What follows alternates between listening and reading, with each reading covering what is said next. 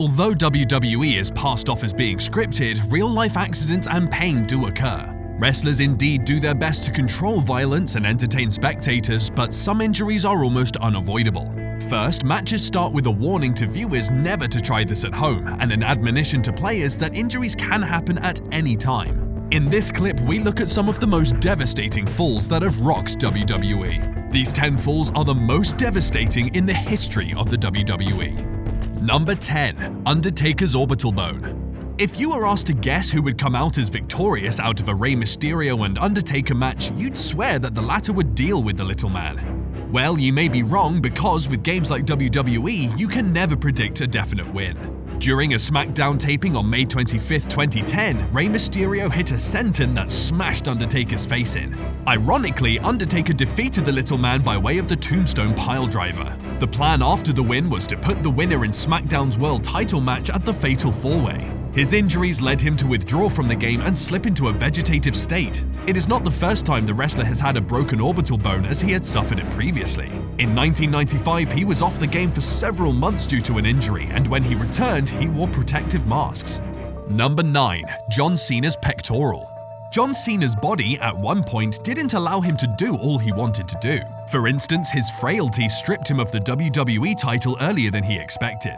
He suffered a complete tear of his right pectoral muscle during a match against Mr. K. Randy Orton quickly stepped in and delivered an RKO through a table that didn't break. WWE stripped John of his title, and he took time off to recover until another surprise appearance in the ring at Royal Rumble in 2008. Number 8. Triple H's quads. Triple H wasn't a man to give up after a few blows, even if it was a threat to his life. On that fateful day, the crowd cheered their favorite fighter, and everything seemed to be going on well. Triple H continued to fight even after tearing his left quadriceps muscles. This unfortunate incident happened almost at the end of a tag match on Raw alongside Chris Jericho versus Steve Austin and Chris Benoit in May 2001. Triple H pounced on Jericho, who almost hardly beat Austin. After he dragged himself out of the ring, Jericho gave him a clip of the strength of the walls of Jericho. Triple H followed with the spot despite the pain the hit caused him. The leg was later repaired, and the wrestler had to wait for 8 months to be healed. 6 years after this one, he tore his right quad. This time it was in a match against RKO. It occurred early in the game that Triple H had to limp his way to the finish line. Thankfully, he returned without complications and no loss of any vital ability. Triple H has suffered numerous life-threatening injuries, but he manages to stay strong. Number 7. Joey Mercury's face. Joey's facial injuries made his career end abruptly. The extent of the harm goes beyond the facial stitches, numerous fractures, and blood loss. After returning from a 30-day wellness policy suspension, he rejoined MNM alongside Johnny Nitro and Melina. Just as he was about to settle down and resume his career, an errant ladder hit him on his nose. Now, it's not the kind that causes bleeding for a few minutes and then goes back to normal after an hour. Blood gushed out of him, and he slid out of the ring, meaning that he needed urgent attention. Although he made several attempts to return to the ring, all of that proved aborted, as his health said otherwise. He returned wearing a protective mask, but it didn't take long before WWE relieved him of his job. Number 6. Steve Austin's neck. Although Steve Austin returned to wrestling a few months after breaking his neck, his life experienced a new twist after the injury. At SummerSlam of 1997, he and Owen Hart fought over Owen's Intercontinental Championship. Owen gave him a reverse piledriver that drove Austin's head straight to the ground. For a moment, Austin couldn't feel his body and thought he had been paralyzed for life. He managed to get himself up and do his best to clinch the trophy. Strangely enough, Austin broke Masahiro Chono's neck with the same tactics that damaged his. Maybe it's karma taking a pound of flesh from him. He spent most of his career in severe pain due to the injury, but quickly rushed to the ring. His life was laden with surgery after surgery to repair the damage, but his neck injury and ailing knees forced him to retire prematurely. Number 5. The British Bulldog. During a tag team match in 1998, Davey Boy Smith, also known as the British Bulldog, landed on a trap door in the ring after his opponent body slammed him. Smith hit his back on the door handle meant for the Ultimate Warrior's appearances. He nearly lost his life but managed to be rushed to the hospital. Although he didn't die, he developed a spinal infection. Just as he was recovering, he received a letter from WCW that his contract was terminated. He struggled to return to WWF but underperformed due to his dependence on painkillers. Sadly, his comeback didn't last long as he died of a heart attack at the young age of 39. Julie Evans, a forensic scientist, said she found painkillers and steroids in his system, but it wasn't enough to kill him. She concluded that he died from natural causes associated with an enlarged heart. The British Bulldog is known for his multiple gorilla press slam and a delayed vertical suplex, where he holds his opponent in the air for a long time to show off his strength. Number 4. Droz. It didn't take a long time before Droz became popular in wrestling because he had a little experience in other related sports. Before becoming a professional wrestler, he had stints in the NFL with the Denver Broncos and New York Jets. In 1999, he joined WWF, but not long after, he sustained an injury that would later change his life forever. During a match with his opponent D'Lo Brown, Brown botched a running powerbomb that made Droz land on his head. This fall fractured the 2 discs in his neck. Droz developed quadriplegia and remained in a wheelchair for a long time.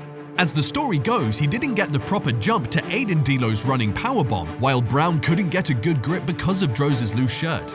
This caused him to crash on the mat, leaving him paralyzed. Number 3. Beth Phoenix's jaw. After Beth Phoenix impressed in WWE's developmental territory, she got a chance to showcase herself on a bigger stage. Her career declined almost immediately as she suffered a broken mandible during her first singles match. She was against Victoria on that fateful day on June 5, 2005. Despite the pain she sustained from the injury, she managed to finish the match. No one noticed that she was severely hit except for her dedicated supporters, who were used to how she fought. Just after scoring the pin, she winced and held the right side of her face in pain. She still tried to taint Victoria and not pass out in the middle of the ring. She later shared a picture of her misaligned teeth. It got fans wondering how composed she was amid intense pain. The injury kept her out of the sport throughout 2006 and half of 2007.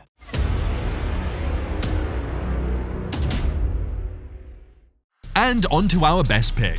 Wrestling is one of the deadliest sports in history. Despite the risks, fighters put their life on the line to make a name. This entry features a man who lost many parts of his body to injury but didn't give up. Number 2. Mick Foley's everything. So far, we've seen wrestlers injure their necks, heads, quads, and other vital parts of their body. Mick Foley is one lucky wrestler who manages to cheat death despite losing most parts of his body to gruesome falls. After the King of the Ring match in 1998, he suffered a list of injuries that nearly claimed his life. Falling off from the cell alone could have been his end, but it wasn't. Jim Ross had thought he would die and even screamed that they've killed him. One of the memorable moments in the match was his teeth hanging from his nose. Unfortunately, that was only the tip of the iceberg. That night alone, he suffered a dislocated shoulder, multiple puncture wounds, a concussion, a dislocated jaw, and a hole in his lip. His wounds turned out to be scars that made him a role model and hero to future fighters. It changed people's perception of the industry forever. Number 1. Shawn Michaels' back. When Shawn Michaels hit his back on a coffin in 1988, it seemed like a joke. He is known as one of the biggest legends in the history of WWE. During a match with Undertaker, the latter hit his back with a back body drop to the outside, and he fell and hit his back on the casket's edge. Spectators saw it as a glancing blow, but this transformed into ruptured discs in his spine and forced him to quit wrestling until 2002. He underwent a 4-hour surgery to fuse metal plates to his spine.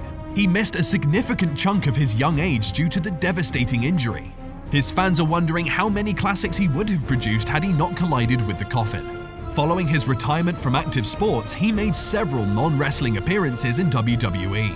The umpire also made him a commissioner as he was present in numerous WWE shows. Since he knew his career was over, he opened a wrestling school to train young superstars like Daniel Bryan. In 2002, Triple H assaulted and defeated him in an unsanctioned match when he returned to regular WWE. And there you have it. These are the 10 most devastating falls in WWE history. Please head to the comment box below to tell us about a terrible injury you witnessed and how it played out.